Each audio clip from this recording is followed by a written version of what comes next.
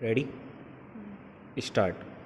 Sir, I am thankful to the honorable members who have participated in this debate and generally welcomed the measure before the House.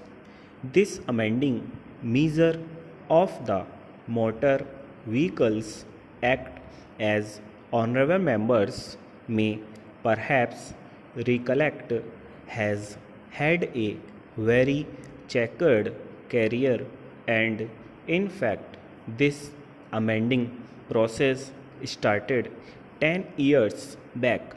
It went to the select committee stage and a certain finality was given to it at that time. Then it could not be pushed through. Later events made it necessary for further changes to be made in the amending measure, and I should think that this amending bill has come at a very opportune moment before the House, when the whole emphasis in the contest of our planning is on the development of more and more transport capacity. I should like honorable members to view this question in that aspect, and if they do so, they will find that this will provides for and enables various steps to be taken so that transport capacity can be fully developed. There was some mention about nationalization, and I thought the opposition to it, if any, was very mild and had become thoroughly modified in the course of these few months. It has come to stay, and that has been very well released.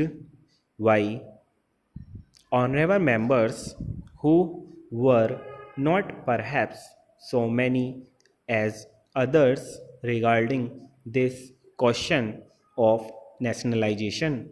So let us consider what is the task that is to be done by the various transport systems in the country, rail, road, and so on.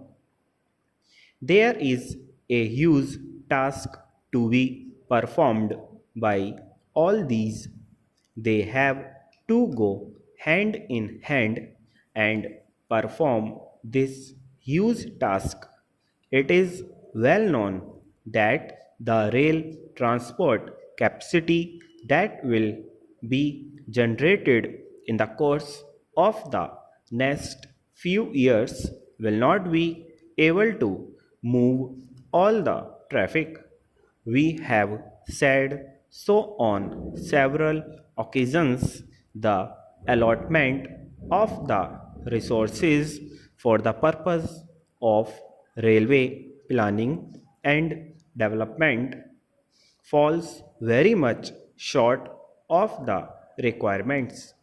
Even as per the original targets, the railways have to expand their capacity by about 42 or 43 million tons, and the additional traffic that will be generated was calculated as 60 and odd million tons. So, even as per the original targets, there was a gap of 17 to 18 million tons. Now, certain targets have undergone an upward revision, for instance, for cement production. It is roughly calculated that the cost of the railway plan will have to go up by another rupees 100 crores to move these additional 50 million tons. So when there is so much to move and when there is so much traffic offering, there is no question of conflict between rail and road transport. Rail and road transport have to join hands and lift the traffic that will be generated. Viewed from this angle, it will be found that there is no conflict. One honorable member referred to this matter and said that the railways should not adopt a dog in the manger policy. I have no difficulty in agreeing with him. The railways do not propose to follow a dog in the manger policy. Perhaps the honorable member does not know that we have taken various steps towards relaxation of restrictions on inter-regional transport which he was mentioning.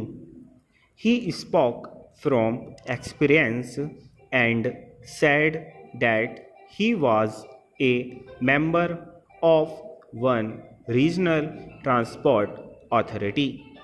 Even as far as back 1994, this subject was considered and state governments were advised to relax the restrictions that they were having both on private carriers and public carriers. They were asked to give the utmost freedom to private carriers.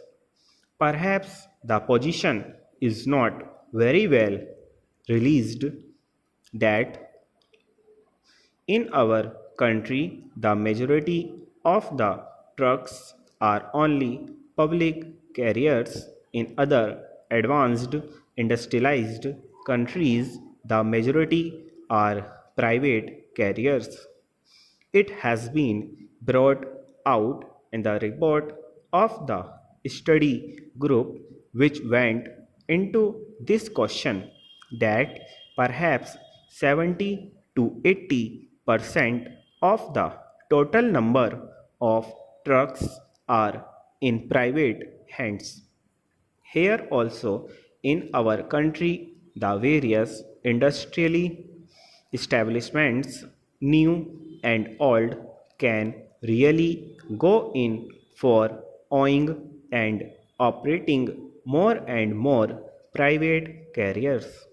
They can own a large fleet and can have workshop facilities also, and they need not complain against the railways for not carrying things. So the indication is that private industries and new plants and new units that are going to be set up can very well go in for owning a large fleet of private carriers which can carry goods over small distances.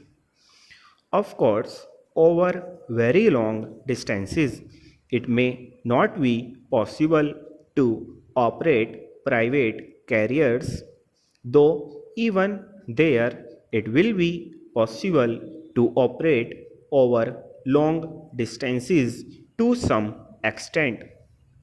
So there is no question of any conflict, as I said, between rail transport and road transport. Coming to road transport, let us see whether the nationalization policy of the state governments comes in the way of expansion of private road transport stop.